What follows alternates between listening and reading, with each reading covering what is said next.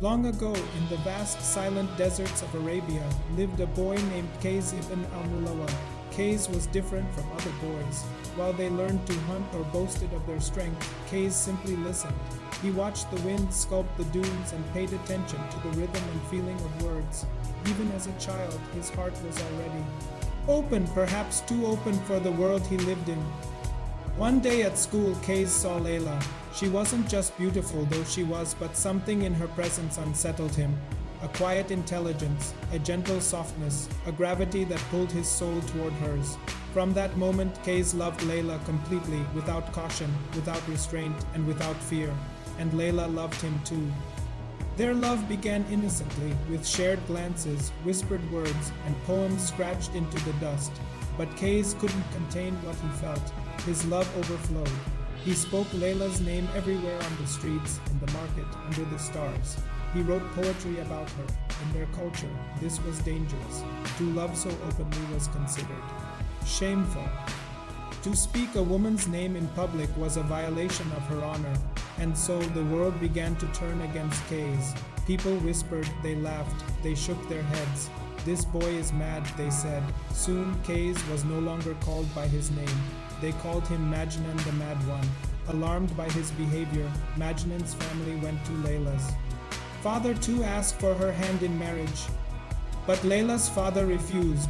How could he give his daughter to a man consumed by love? To someone whose mind seemed lost to poetry and obsession? With that refusal, the lover's fate was sealed. Layla was taken away from Majnun. Her family hid her from him, placing guards and intercepting messages. And Majnun, unable to reach her, began to unravel. But his madness wasn't loud. It was deep. He wandered into the desert, barefoot and alone, speaking only to the sand and the sky. He forgot to eat, he forgot comfort. The wild animals no longer feared him because he posed no threat. He lived among them like one of their own, and always he spoke of Layla. But as time passed, something strange happened. Majnun's love began to change. Layla was no longer just a woman of flesh and blood. She became an idea, a symbol, a truth beyond the physical world. His poetry shifted. It no longer asked for union, it accepted separation. It no longer begged, it praised. To Majnun, love itself had become sacred. While Majnun roamed free in the desert, Layla suffered a different fate. She was trapped within society. Her family forced her into a marriage with another man, a man she did not love. Though she obeyed on the outside, her heart never left Majnun. She lived quietly, speaking little, carrying her longing in silence. Where Majnun's pain was visible, Layla's was hidden. She couldn't scream, she couldn't run, she could only endure. Sometimes, in secret, she sent word to Majnun, letters filled with restrained devotion and promises of eternal loyalty, proof that she hadn't forgotten him. And Majnun, upon receiving these messages, would weep not with despair, but with reverence. Because to him, love no longer required possession, it required surrender. In some tellings of the tale, fate grants the lovers one final meeting. Layla is brought to the desert to see Majnun. She approaches him carefully and speaks his name, but Majnun steps back, not because he doesn't love her, but because his love has grown too vast for the physical world. You are Layla, he says, but I love Layla as she exists beyond this world. His love had crossed the boundary between human desire and divine longing. Layla weeps.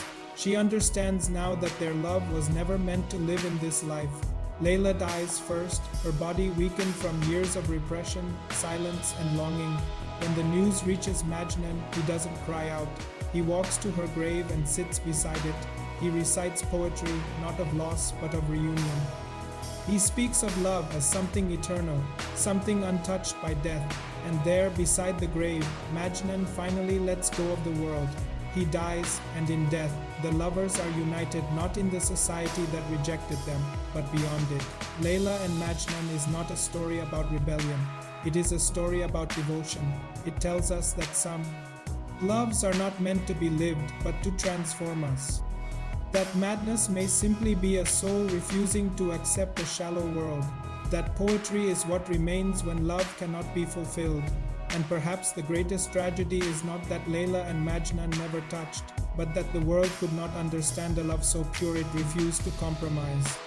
Some love stories end in marriage, some end in death, but the rarest ones live forever in poetry. Thanks for watching. If this story touched you, consider subscribing for more tales from around the world.